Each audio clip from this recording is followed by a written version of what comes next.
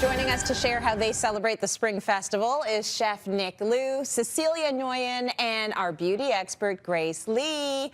Hi, Nick, Grace, and Cecilia. It's so good to see you. Welcome to Cityline. Happy Lunar New Year. Nick, I'm going to start with you, Chef.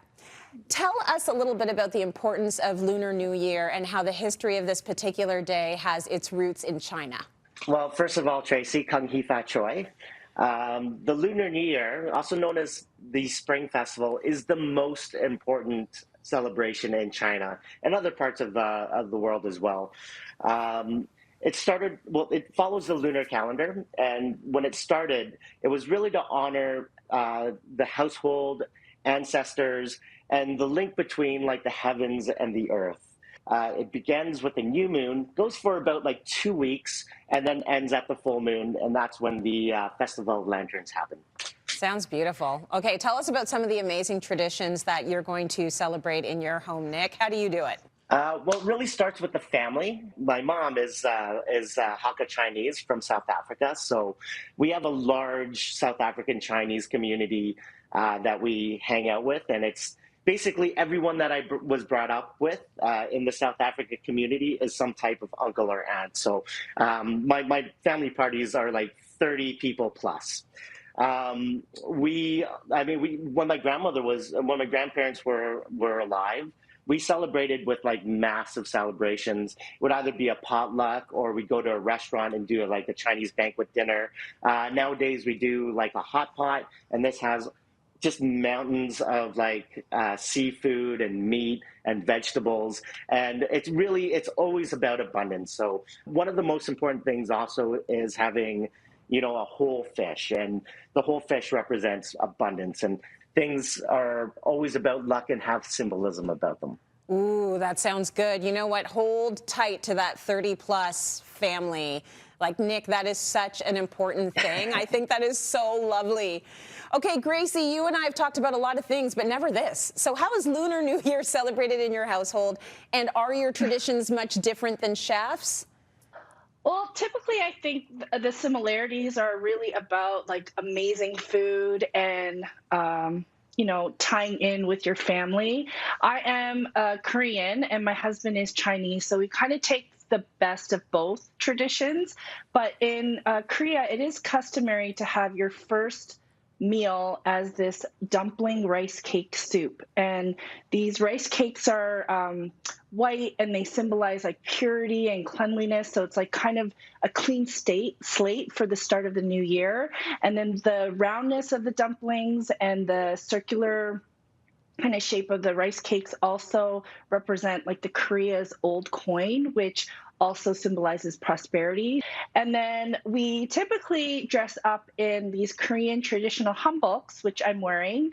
Typically, the younger generation dresses up and goes to the elders, and they do a typical bow down to the elders, and then the elders wish them good luck and then give money. So it really is like a fun tradition, but we don't get dressed up anymore because my kids would be caught dead wearing like a traditional outfit like this. Tough to keep the traditions going, right, with the kids? Yeah. So we're trying to make it modernized. They really only care about the money. Yeah, listen, I can get behind that. I like the good luck and the money. I think that's awesome. But I like the outfit. That is really, really beautiful. And I like that you still have that and can celebrate that. So, Cecilia, you won't be surprised. I'm going to ask you the same question, and I'll just let our viewers know. Cecilia very kindly agreed to join our discussion when our money expert, Ashley Nguyen, couldn't make it. So tell us a little bit about, and thank you, Cecilia. Tell us a little bit about Lunar New Year traditions in your home. How do you all do it? Yeah, thanks, Tracy. Thanks for having me. So me and Ashley are Vietnamese, and in Vietnam, Lunar New Year is called Tết.